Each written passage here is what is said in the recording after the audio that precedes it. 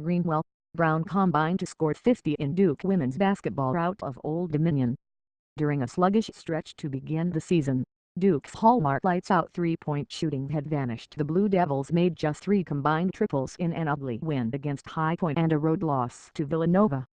But Captain Lexi Brown finally answered the call on the offensive end Wednesday night.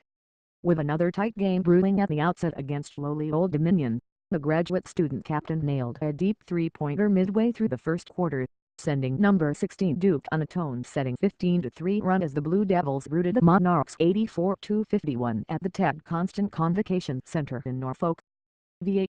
With Brown pouring in 28 points including 4 three-pointers, Rebecca Greenwell added 22 of her own on 6 of 7 shooting from beyond the arc.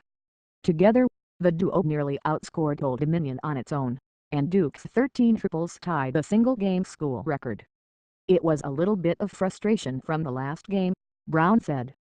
"I spent a lot of time in the gym after that.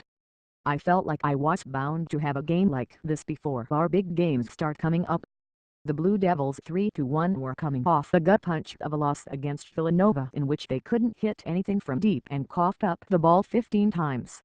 The Monarchs 0-5 however, are off to their worst start in recent history and couldn't match Duke's speed and athleticism, failing to make a two-pointer for the first 17 minutes of the game. Brown and Greenwell fueled Duke's offense early and often, helping the Blue Devils score 11 of their 13 unanswered points to close the first quarter and jump on top 22-6. The duo also combined for 5 steals, putting pressure on an Old Dominion offense that shot 7 of 30 from beyond the arc and just 28.3% overall. "We can play a lot better, but it was great to be out being more patient, making more stops defensively and communicating better overall on defense," head coach Joanne P. McCauley said. After a quick Monarch layup to begin the second half, Brown helped key an 8-0 run with a three-pointer and an and-one layup to help Duke pull away for good. As they have all season, the Blue Devils continued to own the glass, out-rebounding the Monarchs 48-36.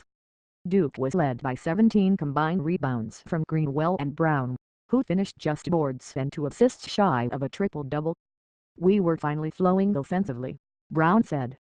"We had been struggling as a team to start off the season, but that was expected. We have a lot of new faces who are learning a lot of new things and a lot of young players as well.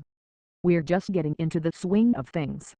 But the absence of production from Greenwell and Brown's supporting cast continues to be cause for concern. Duke's reserves came into Wednesday averaging just 9.3 points per game, and outside of an above-average performance from Haley Gorecki, they failed to deliver again. Gorecki scored 11 points on 3 of 5 three-point shooting, but the rest of the bench scored just 9 points. "We really want to build our bench," McCauley said. "Haley Gorecki did a great job. She came out with a reel of purpose. Everybody did a little something. We want to grow our bench as much as possible." The other Blue Devil starters didn't do much either. Highly touted freshman Michaela Boykin shot an abysmal 1 of 10 from the field, making just a layup, and Leanna Autumn got in foul trouble, playing just 16 minutes. Center Erin Mathias did her job with 7 points and 6 rebounds, but the Blue Devils will need more production outside of the Splash Sisters against stiffer competition, which they will get their first taste of this weekend. Duke will travel back home to play number 18 Oregon State Saturday at 3 p.m.